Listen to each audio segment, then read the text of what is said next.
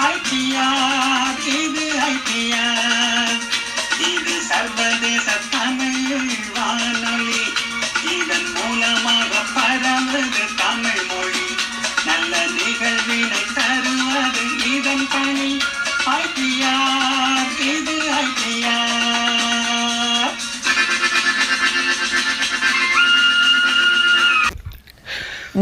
வணக்கம் வணக்கம் கனடா வணக்கம்.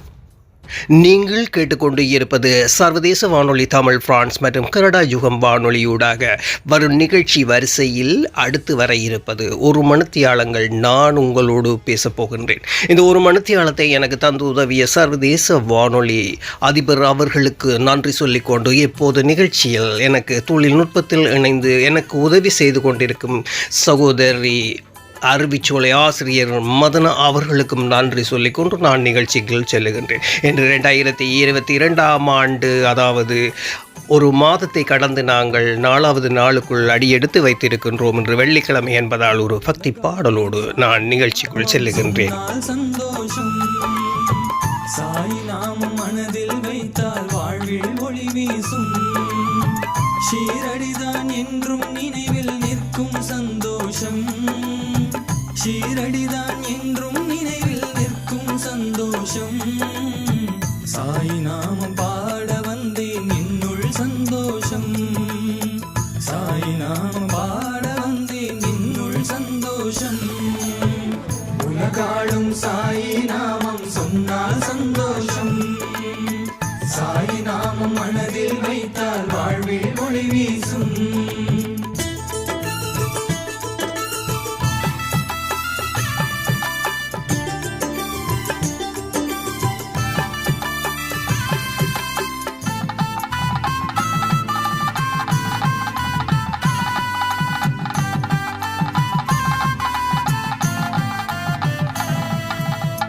உள்ளத்தில் உள்ளதெல்லாம் வெளியில் சொல்ல முடிந்திடுமா?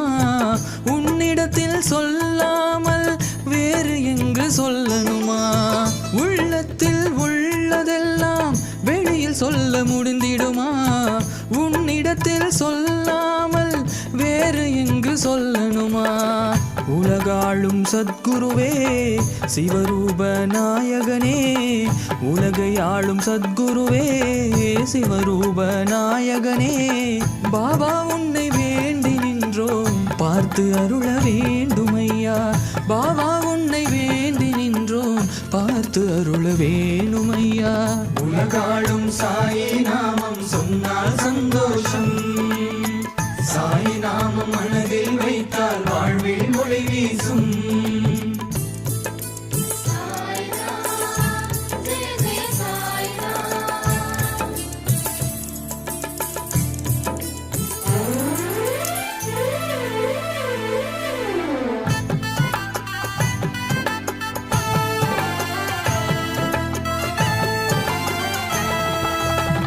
கோடி கோடி அர்ச்சனைகள் நான் உனக்கு செய்திடவா?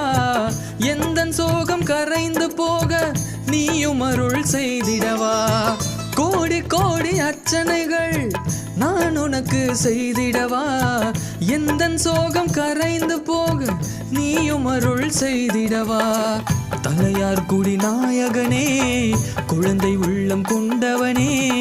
தலையார் குடி நாயகனே குழந்தை உள்ளம் கொண்டவனே. ஆண்டருளும் தெய்வம் நீயே ஆதரிக்க வேண்டுமையா. ஆண்டருளும் தெய்வம் நீயே ஆதரிக்க வேண்டுமையா. உலகாளும் சாய் நாமம் சொன்னால் சந்தோஷம். சாய் நாமம் மனதில் வைத்தால் வாழ்வில் ஒளி வீசும்.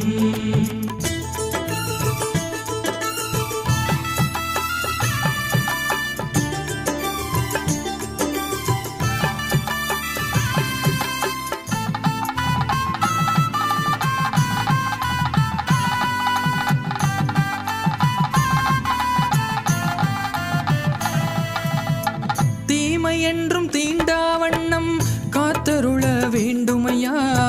திசையட்டும் முந்தன் ரூபம் காட்சியாக தெரியுதையா.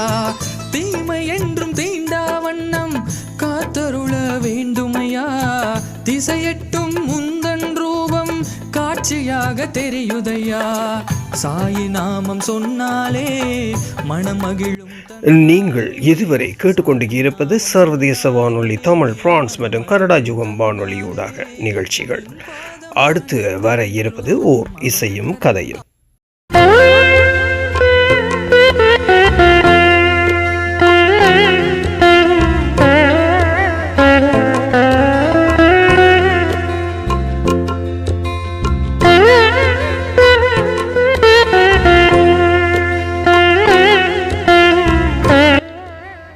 வணக்கம் வணக்கம் கனடா வணக்கம்.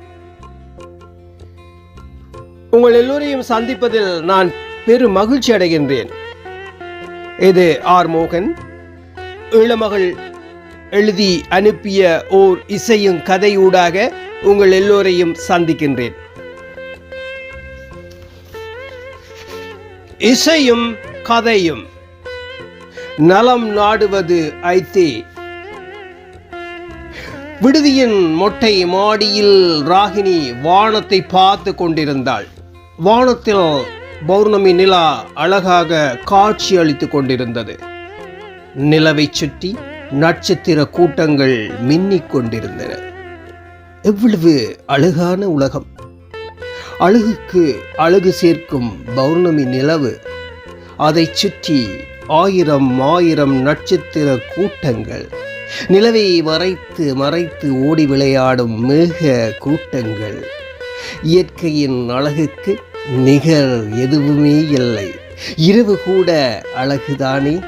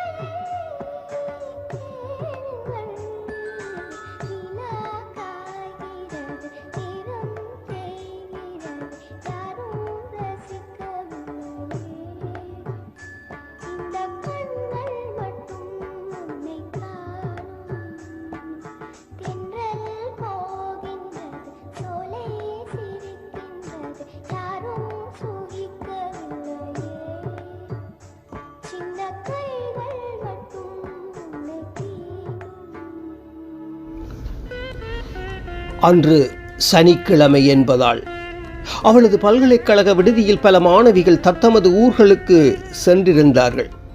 இதனால் அவள் தங்கியிருக்கும் பெண் விடுதியும் அமைதியாக காணப்பட்டது. அவளது அரை தோழி மேனகாவும் தன் பெற்றோர் வீட்டுக்கு சென்றிருந்தாள். மேனகா தெலுங்கை தாய்மொழியாக கொண்டிருந்தாலும் தமிழ்நாட்டில் சிறு வயது முதல் படிப்பதால் சரளமாக தமிழ் பேசுவாள். ராகினி இலங்கையை பிறப்பிடமாக கொண்டிருந்தாலும் இந்தியாவில் தன் சித்தியின் பராமரிப்பில் வளர்ந்து வந்தாள். நாட்டு பிரச்சினை காரணமாக 8ஆம் வகுப்பு படிக்கும் போதே இந்தியாவுக்கு வந்துவிட்டாள். அன்றிலிருந்து இன்று பல்கலைக்கழகம் வரை இந்தியாவிலேயே தன் கல்வியை தொடர்ந்து வருகின்றாள். ராகினியின் சித்தி திருச்சியில் இருக்கின்றார். ராகினி சென்னையில் தன் மருத்துவ பீடத்தில் 2ஆம் ஆண்டு மாணவியாக படித்து வருகின்றாள். ஒவ்வொரு கோடை விடுமுறைக்கும் தன் பெற்றோரை பார்க்க கொழும்புக்கு வந்து விடுவாள் ராகினி. ஆனால் கடந்த 2 வருடங்களாக கொரோனா தொற்று நோய் பரவலால் இலங்கைக்கு செல்லாமல் விடுதியிலேயே தான் தங்கியிருக்கின்றாள். அவள் அடிக்கடி தன் பெற்றோருடன் தொலைபேசியில் பேசுவாள். இப்படியே நாட்களும் நகர்ந்து கொண்டிருந்தன. கடந்த 6 மாதமாக அவள் தொலைபேசியின் வாட்ஸ்அப்பில் ஆத்மா என்ற பெயரில் நலம் நாடுவது ஐதே என்ற செய்தி ஒவ்வொரு காலையிலும் சரியாக 6 மணிக்கு வந்து கொண்டிருந்தது. அது யாராக இருக்கும் என்று மனது அடிக்கடி கேட்டாலும் அதை பொருட்படுத்தாமல் விட்டுவிட்டாள். காரணம், அந்த தொலைபேசி எண் இலங்கையைச் சேர்ந்ததே ஆகும்.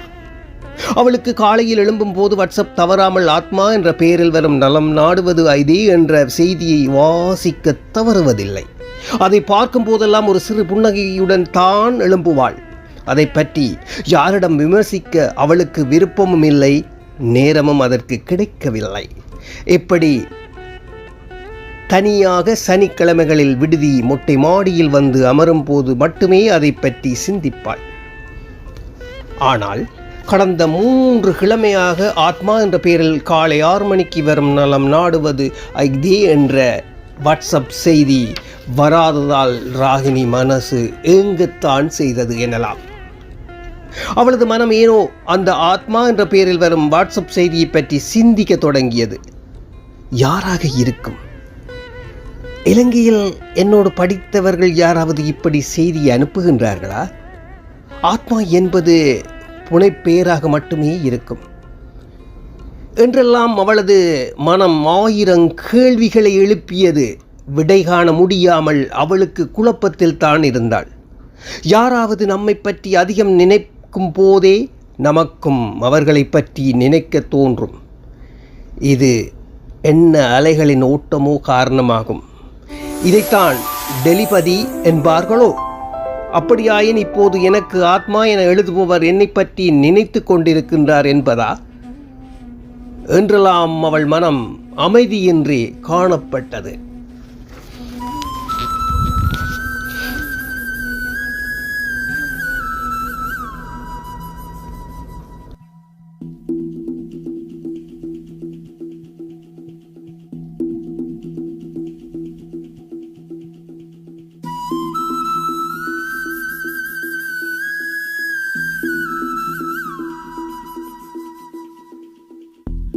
என் அன்பே என் அன்பே என் கண்ணுக்குள் கவிதாஞ்சலி என் அன்பே என் அன்பே என் நெஞ்சுக்குள் காதல் வலி என் உடல் இன்று கடலானதே என் உயிருக்குள் நிலையாடுதே இந்த பாறைக்குள் பனி பாய்ந்ததே என் விரதத்தில் விளையாடுதே ஓ சகி வாசகி பிரிய சகி பிரிய சகி என் அன்பே என் கண்ணுக்குள் கவிதாஞ்சலி என் அன்பே என் நெஞ்சுக்குள் காதல்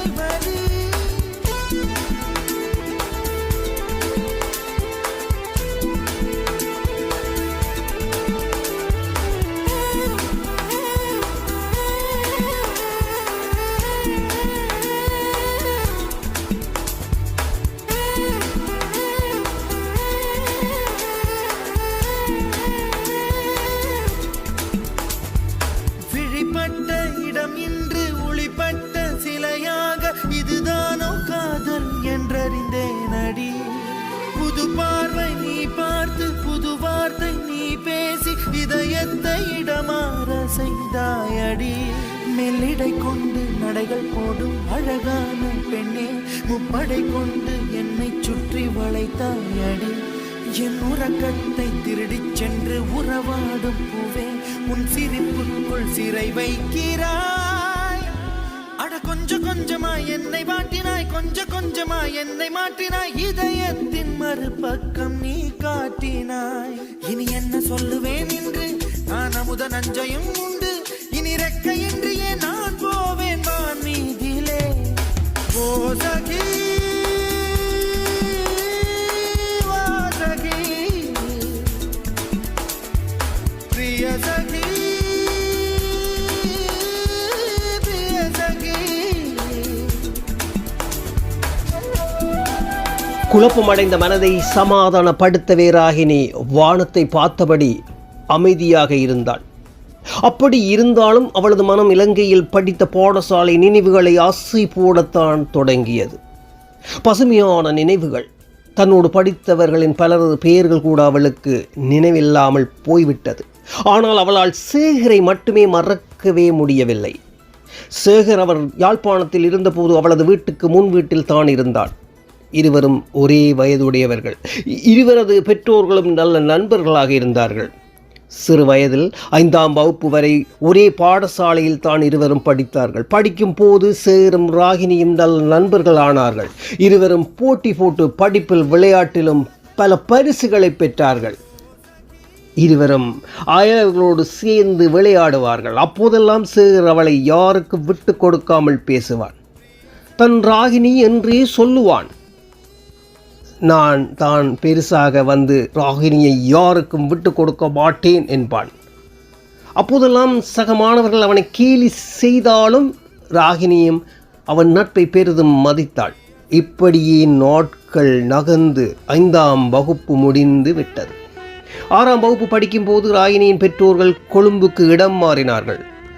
பிறகு 2 வருடங்களில் ராகினியும் இந்தியாவுக்கு வந்ததால் சேகரை அவளால் சந்திக்கவே முடியவில்லை எனலாம். இதனால் ராகினி விடுமுறைக்கு இந்தியாவில் இருந்து இலங்கை சென்றாலும் யாழ்ப்பாணம் செல்வதில்லை எனலாம்.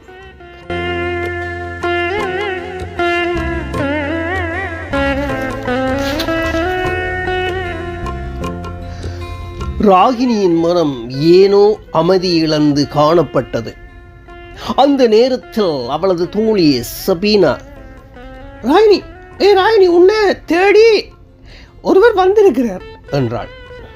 எனக்காக என்றால் ராகினி ஆவலோடு யாராக இருக்கும் என ஒரு பதட்டத்தோடு மொட்டை மாடியில் இருந்து கீழே ஓடி வந்தாள் ராகினி. விடுதியில் சனி ஞாயிற்றுக்கிழமைகளில் மட்டுமே இரவு 9 மணி வரை யாராவது விடுதியில் இருப்பவர்களை சந்திக்க முடியும். கீழே வந்த ராகினி அவசரமாக விருந்தினர்களை சந்திக்கும் அறைக்குள் மெதுவாக எட்டி பார்த்தாள். உயரமான வயதானவர் ஒருவர் அவளை பார்க்க வந்திருப்பதை பார்த்தாள். அறிமுகம் இல்லாதவராக இருந்தார். நீங்கள் ராகினியா என்றார் பெரியவர். ஆமாம், நீங்க என கேட்டாள் ராகினி. என்ன தெரியாதா என தொடர்ந்த பெரியவர். சேகர நினைவிருக்கா என்றார். என்னோட 5ஆம் வகுப்பு வேற படிச்ச சேகரா என்றாள் ராகினி. ஓம், அப்போ நினைவிருக்குது தொடர்ந்த பெரியவர். எவ்வளவு சின்ன பிள்ளையா இருந்தீங்க, இப்போ பெரிய ஆள் ஆயிட்டீங்க. நான் சேகரன் அப்பா மாதவன் மாஸ்டர் என்றார். ஓ அங்கிள், நீங்களா? சரியா மாறிவிட்டீங்க. நான் இங்கே சேகரோட வந்தனன். உங்களோட அப்பா அம்மாவை கொழும்புல சந்தித்த போது அவர்கள்தான் உங்களை சந்திக்க சொன்னவ என்றார். சேகர் எப்படி இருக்கிறார் அங்கிள் என்றாள் ஆவலோடு ராகினி. அவனுக்கு திடீரென கதைக்க முடியாமல் போய்விட்டது. அதுதான் சென்னை அப்போலோ ஆஸ்பத்திரிக்கு கூட்டிக் கொண்டு வந்திருக்கிறான் என்றார் மாதவன் மாஸ்டர். அதிர்ச்சி அடைந்தவள் ராகினி. ஏன் அங்கிள், என்ன நடந்தது என்றாள் ராகினி. அது பெரிய கதவுள்ள பிறகு ஆறுதலாக சொல்கிறேன் என்றார் மாதவன் மாஸ்டர்.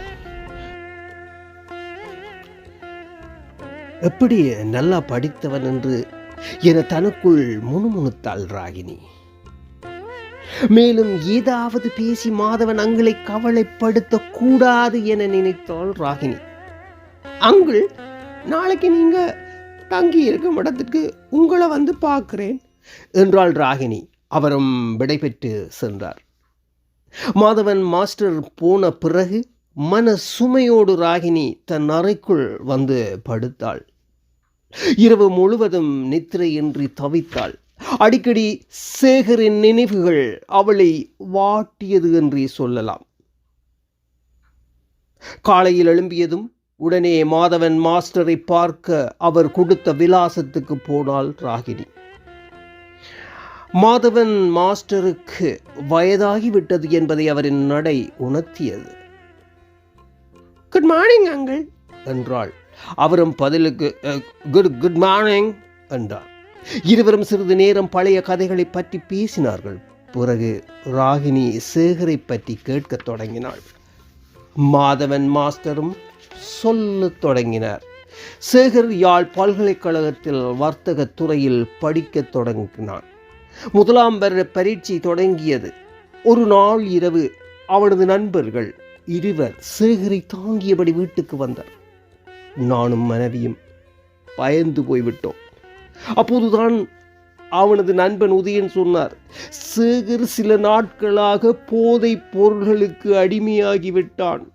நாம் பல தடவைகள் சொல்லி பார்த்தோம், வகுப்புகளுக்கு வருவதில்லை, இந்த முறை பரீட்சையும் எழுதவில்லை என்றான். அதிர்ச்சியும் ஆச்சரியமாக எங்கள் இருவருக்கும் இருந்தது. சேகர் இப்படியான நிலைக்கு வந்ததற்கு யார் காரணம்? எப்படி போதை பழத்திற்கு அடிமையானான் என எனக்குள் பல கேள்விகள். எதுவுமே பேசாமல் அமைதியாக சேகர் இருந்தான்.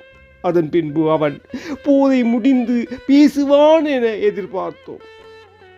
ஆனால் அன்றிரவு அவன் பேசாமலே மௌனமாகவே இருந்தான். எங்களுக்கு பயத்தில் பேசாமல் இருக்கிறான் எனவே நினைத்தோம். பேசுவான் என சில நாட்கள் வரை கூட காத்திருந்தோம். சேகர் பேசாமல் மௌனமாகவே இருந்தான். பயந்தோம், துடித்தோம். எதுவுமே பேசாமல் இருந்தான். எதையோ கண்டு பயந்தது போல் அதிர்ச்சியடைந்து காணப்பட்டான். என்ன கேட்டாலும் பதில் பேசாமல் முறைத்து பார்த்தான். பசிக்கும் போது மட்டுமே சாப்பிட்டான். ஒரு குழந்தையை போல் சேகரை கவனித்தோம் என்றார் மாதவன் மாஸ்டர். டாக்டரிடம் கூட்டிக் கொண்டு போனோம். கடந்த 2 கிழமைகளாக பல முயற்சிகள் செய்தும் பலனில்லை. சேகரில் எந்த மாற்றமும் இல்லை. எப்பவும் எதையோ பறி கொடுத்தது போல் முறைத்து பார்த்து கொண்டே இருப்பார். டாக்டர் சொன்னார்கள், இது ஒரு தற்காலிக நிலைதான். அதிர்ச்சியான ஒரு சம்பவத்தில் பாதிக்கப்பட்டிருக்கிறான். அன்பும் அரவணைப்பும் இருந்தால் மீண்டும் பழைய நிலைக்கு வர முடியும் என்றார்கள். அவர்களது குடும்ப வைத்தியர் தன் நண்பர் ஒருவர் இந்தியாவில் மிகச்சிறந்த மனநல வைத்தியராக அப்ரோ வைத்தியசாலையில் இருக்கிறார் என கூறி அவரிடம் சென்று வந்தால் மாற்றங்கள் நிகழலாம் என்று கூறினார். தாமதிக்காமல் உடனே சென்னை செல்லவும் என அறிவுறுத்தினார். கண்டிப்பாக மீண்டும் பழைய நிலையை அடைவான். அதற்கு சில இடமாற்றங்கள், அவருக்கு பிடித்த இசை, நண்பர்களுடன் உரையாடல், கேட்கும் போது மாற்றங்கள் வாய்ப்புகள் அதிகம் இருக்கும் என்றார். இன்னும் சில வைத்தியர்கள். அதுதான் அவனை இங்கே கூட்டிக் கொண்டு வந்தோம். நான் கொழும்புக்கு வந்தபோது உங்கள் அப்பாவையும் அம்மாவையும் சந்திக்க நேர்ந்தது. அப்போதுதான் அவர்கள் உங்களை சந்திக்க சொன்னார்கள் என்றார். Oh my God! ராகினியின் கண்களிலிருந்து சில கண்ணீர் துளிகள் அவளை அறியாமல் வடிந்து கொண்டிருந்தது. தன் பாடசாலை நண்பனுக்கு ஏற்பட்ட இந்த நிலை நினைத்து மிகவும் கவலையடைந்தாள் ராகினி. எப்படியாவது பழைய சேகரை மீட்டு பார்க்க வேண்டும் என துடித்தாள். சேகர் இருக்கும் ஆஸ்பத்திரிக்கு இருவரும் சென்றார்கள். சேகர் படுக்கையில் படுத்தபடி இருந்தான். ராகினி சேகரின் அருகில் சென்றான். சின்ன வயதில் பார்த்த சேகருக்கும் இப்ப பார்க்கும் சேகருக்கும் நிறையவே வித்தியாசம் இருந்தது. சேகர் கன நாளைக்கு பிறகு ராகினியை அதிசயமாக பார்த்தாலும் அவன் மறக்கவில்லை என்பதற்கு அவளை பார்த்தவுடன் அவனின் கண்ணிலிருந்து கண்ணீர் வருவதிலிருந்து ராகினி உணர்ந்தாள். ராகினி மெதுவாக அவன் அருகில் சென்று அவனது கையை மெதுவாக பிடித்த போது அவனது உதடுகள் எதையோ சொல்ல நினைத்தாலும் சொல்ல முடியாமல் தவிப்பதை உணர்ந்தாள் ராகினி.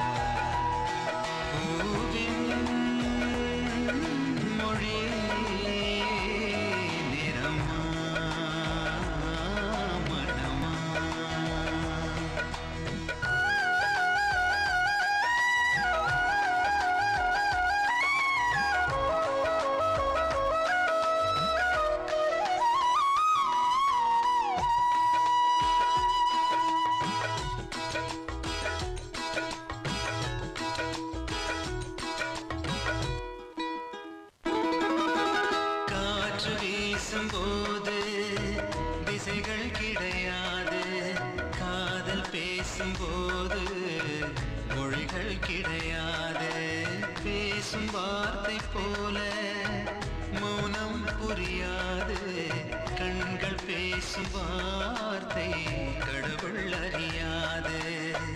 உலவி திரியும் காற்றுக்கு உருவம் தீட்ட முடியாது, காதல் பேசும் மொழியெல்லாம் சப்த கூட்டில் அடங்காது.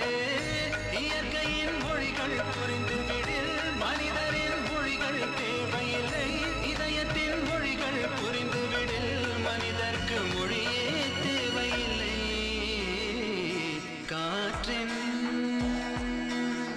மொழி.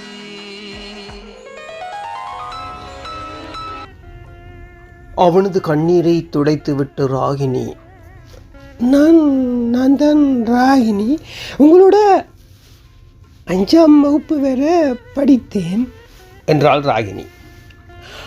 அவன் அவளை பார்க்காமல் தன் தொலைபேசியை பார்த்து கொண்டே இருந்தான். ராகினி எதுவுமே புரியாமல் என்ன என்பது போல் அவனின் தொலைபேசியை பார்த்தாள். அப்போது சேகரின் தந்தையார் அவசரமாக அவளிடம் சொன்னார், தினமும் அவன் தனது கைத்தொலைபேசியை மட்டும்தான் அடிக்கடி பார்ப்பதும் எடுப்பதும் மீண்டும் அப்படியே வைப்பதுமாக இருப்பான். அவனுக்காகவே அவன் நித்திரையாக இருக்கும்போது மறக்காமல் நானும் அவனது தொலைபேசிக்கு சார்ஜ் போட்டு வைப்பேன் என்றார் மாதவன் மாஸ்டர். சேகரின் தந்தையாரின் வேண்டுகோளுக்கிணங்க ராகினி அவனது தொலைபேசியை திறந்து பார்க்க சம்மதித்தாள். ராகினி அவனது தொலைபேசியை திறந்தபோது ராகினியின் நிழல் படத்தை ஓவியமாக வரைந்த படம் முதல் பக்கத்தில் இருந்தது. ஒரு கணம் திடுக்கிட்டாள் ராகினி. என்ன, என் படம் எப்படி அவனுக்கு கிடைத்தது என நினைத்தாள். தொடர்ந்து அவனது கைத்தொலைபேசியை வாட்ஸ்அப்பையும் திறந்தபோது ராகினிக்கு தினமும் வரும் நலம் நாடுவதும் ஐதி என்ற செய்தியுடன் ஆத்மா என்ற பெயரில் இருந்ததை கண்டாள். அதே நேரம் மாலதி என்ற பெயரும் அடுத்து இருப்பதை பார்த்தாள்.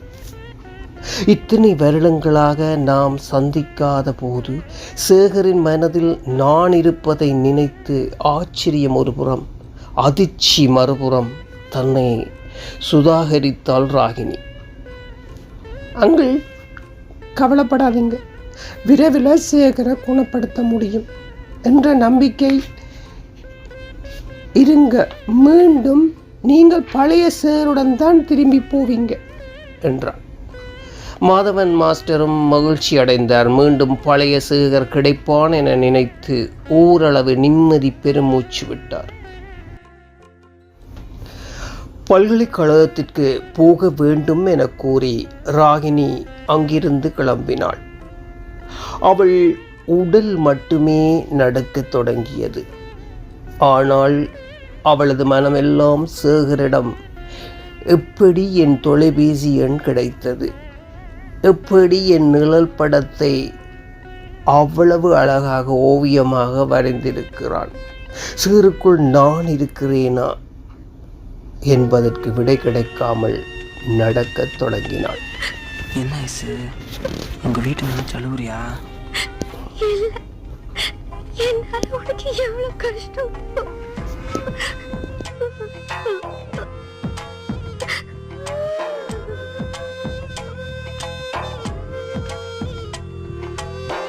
உனக்கென இருப்பேன், உயிரையும் கொடுப்பேன். உன்னை நான் பிரிந்தால் உனக்கு முன்னிறப்பேன். கண்மணியே கண்மணியே, அழுவதே கண்மணியே, வழித்துணை நான் இருக்க உனக்கென இருப்பேன், உயிரையும் கொடுப்பேன். உன்னை நான் பிரிந்தால் உனக்கு முன்னிறப்பேன்.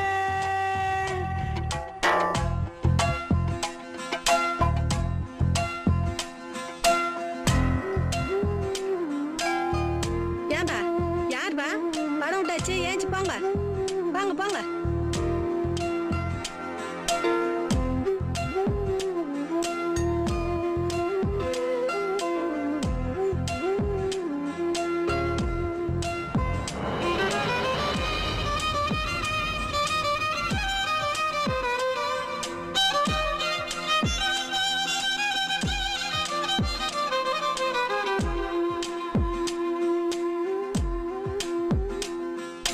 கண்ணீர் துளிகளை கண்கள் தாங்கும், கண்மணி காதலின் நெஞ்சம்தான் தாங்கிடுமா? கல்லறை மீதுதான் பூத்த பூக்கள் என்றுதான் வண்ணத்து பூச்சிகள் பார்த்திடுமா? மின்சார கம்பிகள் மீது மைனாக்கள் கூடு கட்டும், நம் காதல் தடைகளை தாண்டும். வளையாமல் நதிகள் இல்லை, வலிக்காமல் வாழ்க்கை இல்லை, வரும் காலம் காயம் மாற்றும். நில ஒளியை மட்டும் நம்பி இலையெல்லாம் வாழ்வதில்லை, மின்மினியும் மொழி கொடுக்கும்.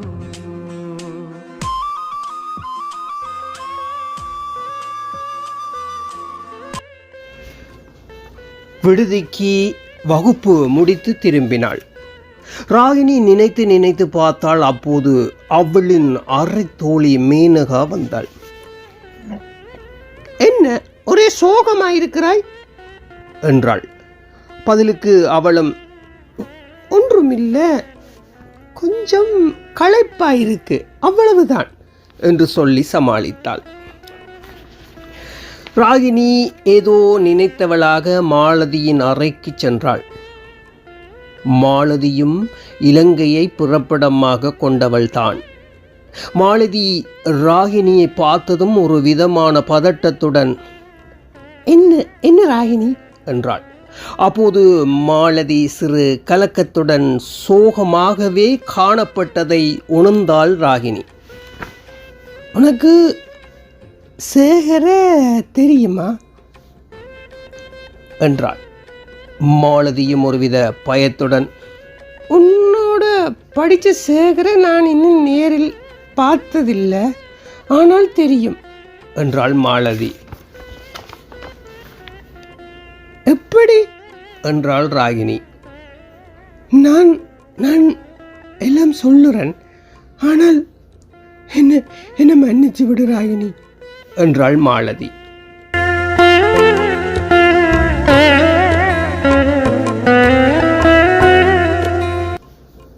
மாலதி சேகரை பற்றி கூறத் தொடங்கினாள். சேகர் என்பவர் எனக்கு ஒரு நாள் இலங்கையிலிருந்து தொலைபேசியில் தொடர்பு கொண்டார். நான் உன்னோடு படித்ததாகவும் உன்னை பற்றி கேட்டார்.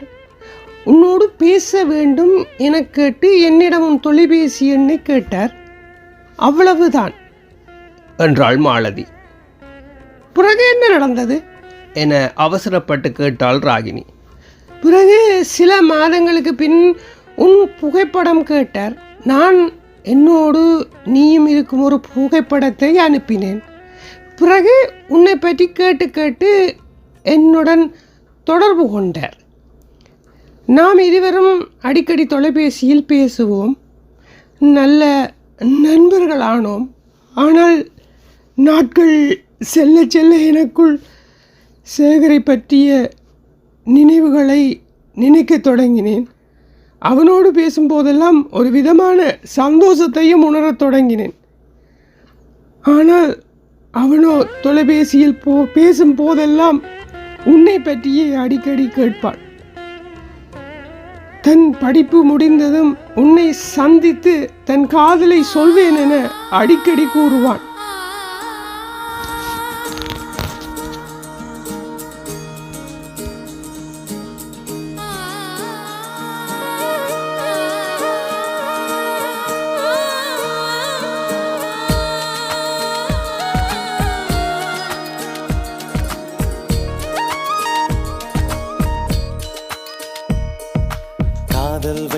காதல் வைத்து காத்திருந்தேன். காற்றில் உந்தன் குரல் மட்டும் கேட்டிருந்தேன். சிரித்தாய் இசை அறிந்தேன். நடந்தாய் திசை அறிந்தேன். காதல் எனும் கடலுக்குள் நான் விழுந்தேன். கரையினில் வந்த பின்னும் நான் மிதந்தேன். அசைந்தான் அன்பே அசைந்தேன். அழகா ஐயோ தொலைந்தேன். காதல் வைத்து காத்திருந்தேன். காற்றில் உந்தன் குரல் மட்டும் கேட்டிருந்தேன்.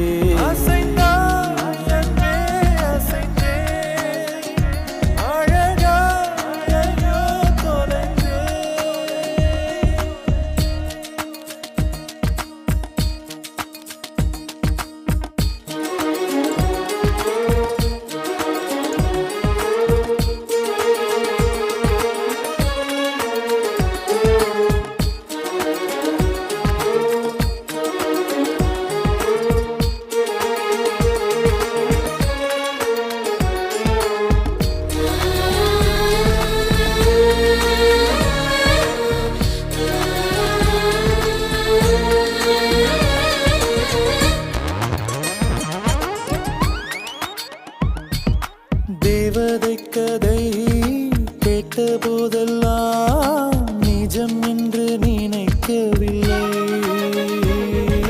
நேரில் உன்னையே பார்த்த பின்பு நான் நம்பிவிட்டேன், மறுக்கவில்லை. அதிகாலை விடுவதெல்லாம் உன்னை பார்க்கும் மயக்கத்தில் தான். அந்தி மாலை மறைவதெல்லாம்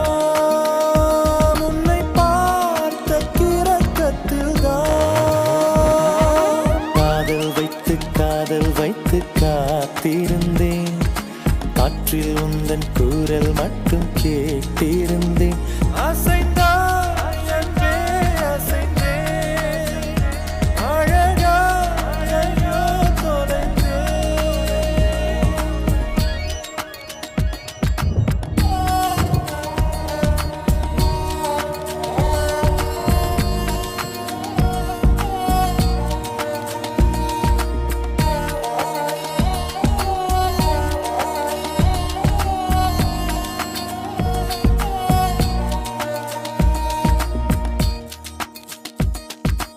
உன்னை கண்ட நாள் ஒளி வட்டம் போ உள்ளுக்குள்ளே சுழலுதடி.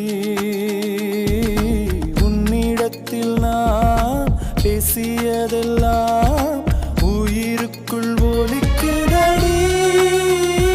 கடலோடு பேச வைத்தாய், கடிகாரம் வீச வைத்தாய், மழையோடு குளிக்க வைத்தாய், வெயில் கூட ரசிக்க வைத்தாய். காதல் வைத்து காத்திருந்தேன்.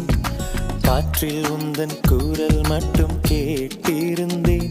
சிரித்தான் இசை அறிந்தேன், நடந்தால் திசை அறிந்தேன். காதல் எனும் கடலுக்குள் நான் விழுந்தேன். கரையினில் வந்த பின்னும் நான் மிதந்தேன். அசைந்தான் அன்பே அசைந்தேன். அழகாயோ தொலைந்தேன். அசைந்தான் அன்பே அசைந்தேன். அழகாயோ தொலைந்தேன்.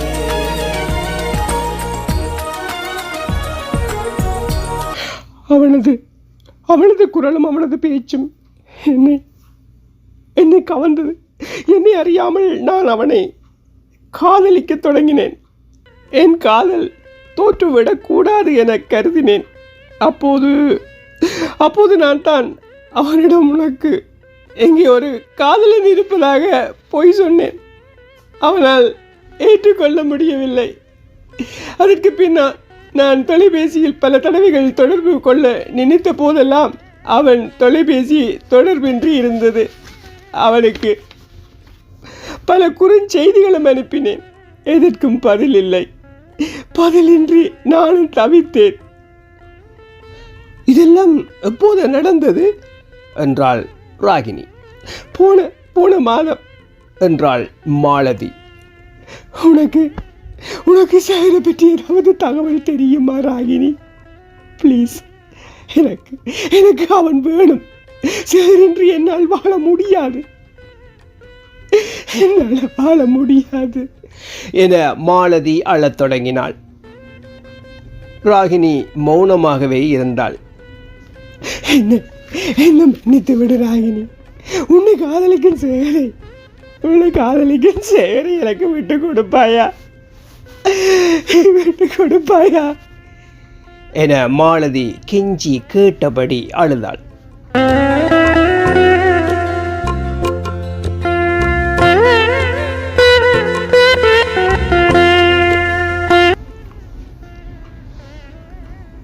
ராகினிக்கு சிரிப்பதா அழுவதா என தெரியாமல், சேகர் பற்றி ஏதாவது செய்தி கிடைத்தால் கண்டிப்பாக சொல்லுகிறேன் என கூறிவிட்டு அந்த இடத்தை விட்டு நகர்ந்து சென்றாள் ராகினி. ராகினிக்கு சேகர் இந்தியாவில் தான் இப்போ இருக்கிறான் என மாலதிக்கு சொல்வதை விரும்பவில்லை. ஒரு நோயாளி பற்றிய விவரங்களை மற்றவர்களோடு பகிர்ந்து கூடாது என்பதில் கவனமாகவே இருந்தாள். ராகினிக்கு அதிர்ச்சிக்கு மேல் அதிர்ச்சியாக இருந்தது. ராகினி நினைத்து பார்த்தாள், மாலதியின் ஒரு பொய்தான் அவனை இந்த போதை வஸ்து அடிமையாக்கி விட்டதே என நினைத்தாள். சேகரால் பேசவே முடியாமல் இருக்கும் நிலையை நினைத்து பார்த்தாள். இதற்கு காரணம் மாலதியும் நானும் ஒரு காரணமாக இருக்கின்றோமே என நினைக்கும் போது இன்னும் அவளுக்கு மன வேதனையாகவே இருந்தது. மாலதி முதலிலே தன்னிடம் சேகரை பற்றி அவரிடம் கூறியிருந்தால் இந்த நிலை சேகருக்கு வராமல் ராகினி தடுத்திருக்கலாம். ஓ கடவுளே, இந்த காதல் செய்யும் பாடு. சேகர் பேச முடியாமல் தன்னை மறந்த நிலையில் இருக்கின்றான். மாலதி அவன் இல்லையெனின் வாழ்க்கை இல்லை என்கின்றாள். சேகர் ராகினியை ஒருதலை பட்சமாக காதல் செய்கின்றான். ஆனால் ராகினிக்கு சேகர் ஒரு பாடசாலை நண்பனாக மட்டுமே நினைக்க தோன்றுகிறது. சேகரின் அப்பா மாதவன் மாஸ்டர் தன் மகனை நினைத்து வேதனையில் துடிக்கின்றார். இத்தனைக்கும் விடை கொடுக்க முடியாமல் மௌனமாக சேகர் தன்னை மறந்திருக்கின்றானா, அல்லது அவன் மனதில் அவனது ஒரு தலை காதல் மௌனித்து விட்டதா? தன் காதல் தோற்றுவிட்டது என பேச மறுக்கின்றானா? சேகர் பேசினால் மட்டும் பதில் கிடைக்கும். ஆனால் எப்போது பேசுவான்? அவனுக்காக, தன் நண்பனுக்காக சிறந்த வைத்தியரை நாட நினைத்து பல முயற்சிகளை ராகினி மேற்கொண்டாள்.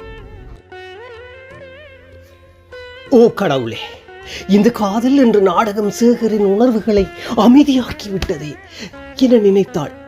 காதல் யாரிடமும் சொல்லிக் கொண்டு வருவதில்லை. அது ஒரு புனிதமான உணர்வு. ஒருவர் மீது ஒருவருக்கு காதல் வருவது தவறில்லை. ஆனால் காதலை நேரடியாக காதலிப்பவரிடம் வெளிப்படுத்தலே சிறந்தது. தூது சொல்லும் காதல் தூரம் சென்று விலகிவிடக்கூடும்.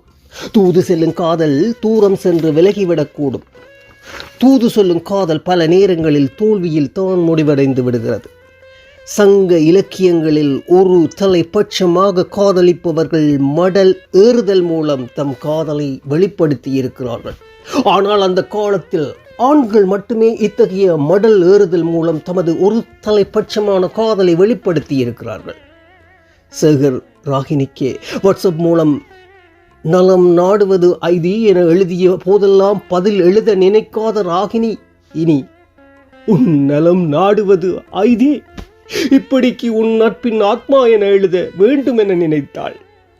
இப்படி குறுஞ்செய்தி பரிமாற்றம் மூலமாவது சேகர் மீண்டும் பழைய நிலையை அடைய வேண்டும் என்பது ராகினியின் விருப்பமாகும். இன்றைய உலகில் குறுஞ்செய்தி பரிமாற்றங்கள் பல நேரங்களில் நன்மைகளையும் சில நேரங்களில் வாழ்க்கையை புரட்டி போடும் அளவுக்கு கெடுதலையும் செய்ய வல்லது. எனவே குறுஞ்செய்தியின் பயன்பாட்டை உணர்ந்து இனியாவது நாமும் பயன்படுத்துவோமாக. ராகினி தன் மனசு கவலையாக இருக்கும்போது அடிக்கடி கேட்கும் பாரதியின் பாடலில் அவளுக்கு மிக விருப்பமான பாடலான நின்னை சரணடைந்தேன் பாடலை கேட்கத் தொடங்கினாள். ஆக்கம் ஈழமகள். இந்த கதையை எவ்வளவு சிறப்பாக எழுதிய ஈழமகளுக்கு வாழ்த்து சொல்லிக்கொண்டு நான் விடைபெறுகின்றேன். ஈழமகள் அவர்களே இந்த கதையை பாடல்களையும் தெரிவு செய்திருந்தார். வாழ்த்துக்கள் ஈழமகள் அவர்களே. உங்கள் தனித்துவம் வாழ்க வாழ்க வாழ்க. மீண்டும் சந்திப்போம். நன்றியுடன் ஆர் மோகன்.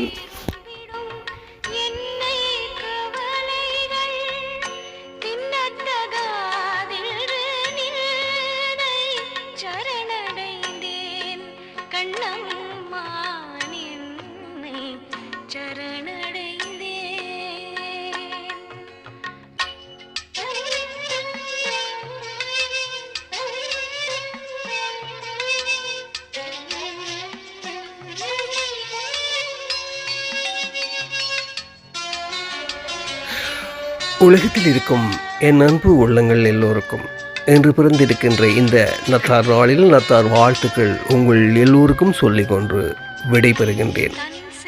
மீண்டும் சந்திப்போம். நன்றி.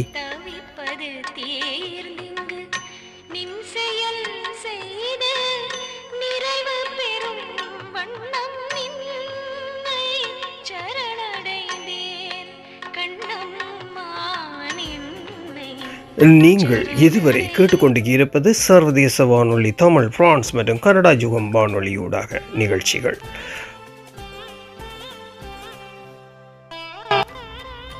வணக்கம் என் அன்பு உள்ளங்கள் எல்லோருக்கும் கனடா வணக்கம். இது ஆர் மோகன். மீண்டும் உங்களை சந்திப்பதில் நான் பெரும் மகிழ்ச்சி அடைகின்றேன். உண்மையாக சொல்லுகிறேன், ஊடாக கவிச்சாரல் ஒன்று. இரு உள்ளங்கள் பேசும் காதல் காவியம்.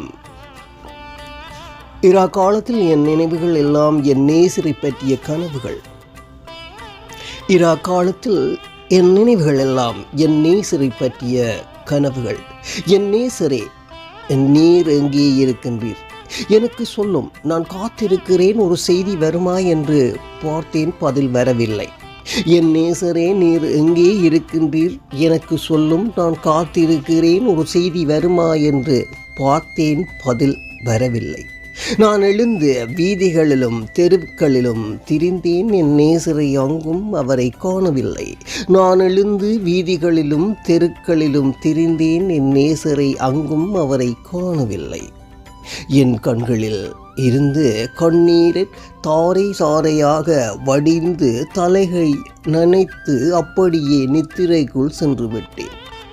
என் கண்களில் இருந்து கண்ணீர் தாரை தாரையாக வடிந்து தலைகளை நனைத்து அப்படியே நித்திரைக்குள் சென்று விட்டேன். ஆனால் என் இதயமோ விழித்திருந்தது. அப்போது கதவை தட்டும் சத்தம் என் காதில் கேட்டது. ஆனால் என் இதயமோ விழித்திருந்தது. அப்போது கதவை தட்டும் சத்தம் என் காதில் கேட்டது. நான் எழுந்து ஜன்னல் வழியாக பார்த்தபோது என் நேசர் தனது கையை ஜன்னல் வழியாக நீட்டினார். அப்பொழுது என் உள்ளம் மகிழ்ச்சியினால் பொங்கியது. நான் எழுந்து ஜன்னல் வழியாக பார்த்தபோது என் நேசர் தனது கையை ஜன்னல் வழியாக நீட்டினார். அப்பொழுது என் உள்ளம் மகிழ்ச்சியால் பொங்கியது. நாங்கள் இருவரும் இரவு முழுவதும் கதைத்து கொண்டிருந்தோம். அவர் என்னை பார்த்து தன் இனிமையான குரலினால் வர்ணிக்கத் தொடங்கினார். நாங்கள் இருவரும் இரவு முழுவதும் கதைத்து கொண்டோ இருந்தோம். அவர் என்னை பார்த்து தனது இனிமையான குரலால் வர்ணிக்கத் தொடங்கினார். சந்திரனைப் போல் அழகும், சூரியனைப் போல் பிரகாசமும், மெல்லிய இடை அழகாகவும், மாதாளம் பழம் போன்ற கன்னமும், ஒரு அருணோதயம் போல் உன் சிரிப்பும் என்று அவர் சொல்ல சொல்ல என் மேனி முழுவதும் சிலித்து விட்டது. சந்திரனைப் போல் அழகும், சூரியனைப் போல் பிரகாசமும், மெல்லிய இடையை அழகாகவும், மாதாளம் பழம் போன்ற கன்னமும், ஒரு அருணோதயம் போல் உன் சிரிப்பும் என்று அவர் சொல்ல சொல்ல என் மேனி முழுவதும் சிலித்து விட்டது.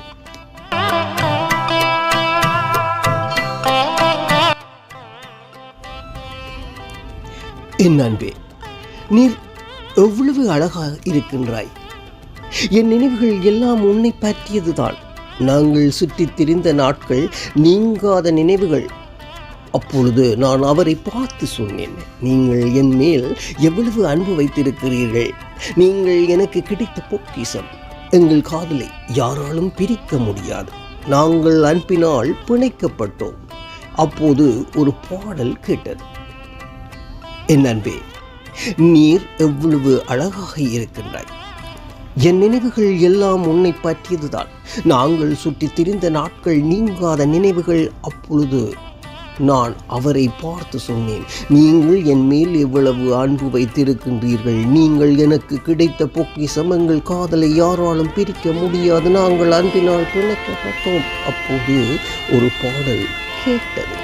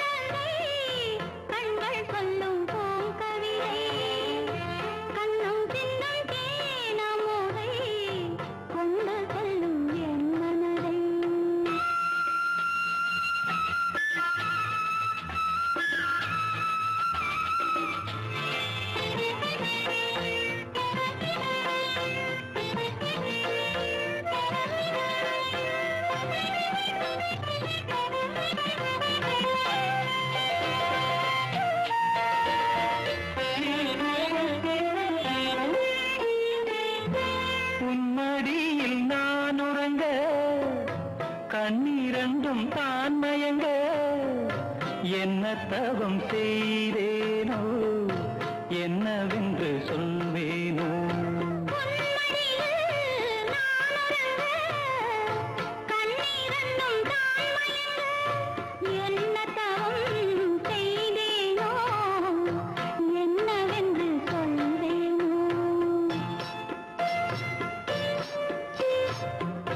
ஏழ் பிறப்பும் இணைந்திருக்கும் சொந்தம் இந்த சொந்தமம்மா வாழ்விருக்கும் நாள் வரைக்கும் தஞ்சமுந்தன் நெஞ்சமம்மா. உடனே சேவலும் கூவிற்று. நான் கண் விழித்த போது எது கனவா இல்லை நிஜமா என்று நினைத்து கொண்டு நித்திரையை விட்டு எழுந்தேன். உடனே சேவலும் கூவிற்று. நான் கண் விழித்த போது எது கனவா இல்லை நிஜமா என்று நினைத்து கொண்டு நித்திரையை விட்டு எழுந்தேன். காதல் ஒருபோதும் சாகாது. அது ஒரு இரண்டு உள்ளங்களுக்குள் புதைந்திருக்கும் புனிதமான காவியம். காதல் ஒருபோதும் சாகாது. அது ஒரு இரண்டு உள்ளங்களுக்குள் புதைந்திருக்கும் புனிதமான காவியம். இதுவரை நீங்கள் கேட்டது காற்றிலே சுமந்து வந்து உங்கள் காதிலே ரீங்காரம் பாடிய சர்வதேச தமிழ் வானொலி பிரான்ஸ் மற்றும் கனடா ஜுகம் வானொலி நிகழ்ச்சிகள். நானும் உங்களிடமிருந்து விடைபெறும் நேரம் வந்துவிட்டது. மீண்டும் அடுத்த வாரம் நிச்சயம் சந்திப்பேன் என்ற ஒரு சின்ன நம்பிக்கையில் உங்களிடமிருந்து விடைபெறப் போகின்றேன். இது ஆர் மோகன். இந்த நிகழ்ச்சிக்கு எனக்கு சந்தர்ப்பம் தந்த சர்வதேச தமிழ் வானொலி பிரான்ஸ் அதிபர் அவர்களுக்கும் மற்றும் அறிவுச்சூழிய ஆசிரியர் சகோதரி மதனா அவர்களுக்கும் நன்றி சொல்லிக்கொண்டு விடைபெறுகின்றேன். இன்றைய வெள்ளிக்கிழமை உங்கள் எல்லோருக்கும் சிறப்பாக அமைய வேண்டுமென்று எல்லாம் வல்ல கடவுளை வேண்டிக் கொண்டு உங்களிடமிருந்து நான் விடைபெற்று மீண்டும் அடுத்த வாரம் சந்திப்போம். நானே எழுதி பாடின ஃபர்ஸ்ட் சாங் இதுதான். Wow, wow, wow. I was just waiting for this. Come on.